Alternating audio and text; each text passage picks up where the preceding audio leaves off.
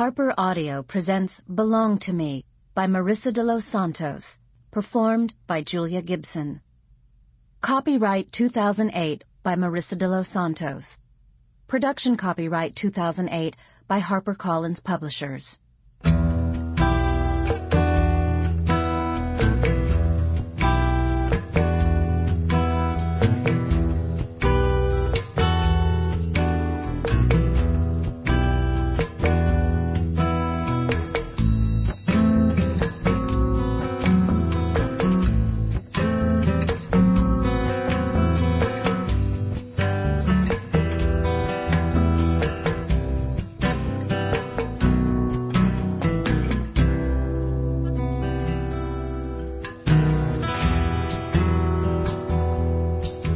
1. Cornelia.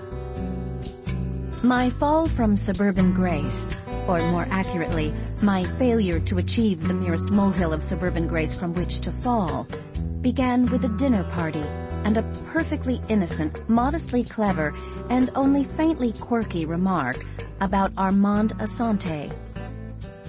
Armand Assante, the actor. If you didn't know that Armand Assante was an actor, don't be alarmed. Had I not caught, years ago, the second part of the two-part small-screen adaptation of Homer's Odyssey, I might not have known either. But whether or not you are familiar with the work of Armand Assante, you are right to wonder how he could have had a hand in anyone's fall from grace, suburban or otherwise. I wondered myself. And even now, I don't have a clear or satisfying explanation for either of us. What I know is that I was doing my best. I had lit out for the suburbs in the manner of pioneers and pilgrims, not so bravely and with fewer sweeping historical consequences, but with that same combination of discouragement and hope, that simultaneous running away and running toward. I was a woman ready for a new life. I was trying to make friends, to adapt to my new environment, and for reasons that felt entirely out of my control, I was failing. People like to say that cities are impersonal, that there's nothing like a big city to make a person feel small.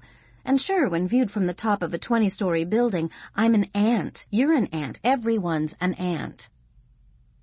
Trust me, I know what it means to be small. I'm 5 feet tall and weigh about as much as your average sack of groceries. But for years, every time I walked down a city street, I could have sworn I expanded.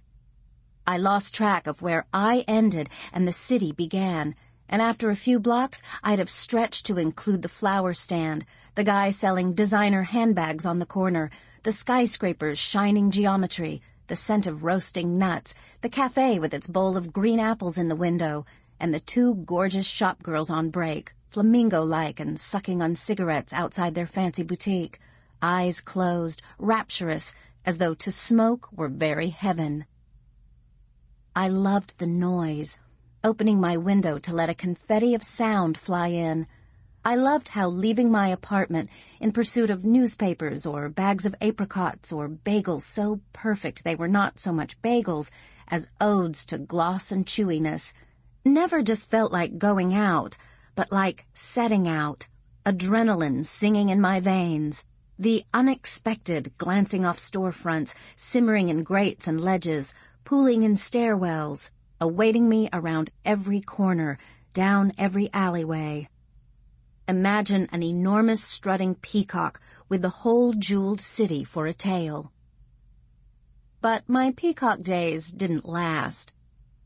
They went on for years and years, first in Philadelphia, then in New York, before skidding to as abrupt a halt as anything ever skidded, so that by the time my husband Teo and I took a left turn onto Willow Street, those days had been over for months, and as we drove through as quiet a neighborhood as I had ever seen, I could not shake the feeling that we were home.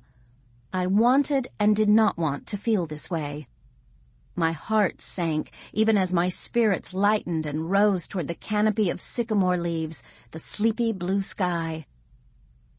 What you need to understand is that I had not planned to become this person.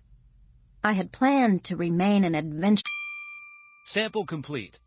Ready to continue?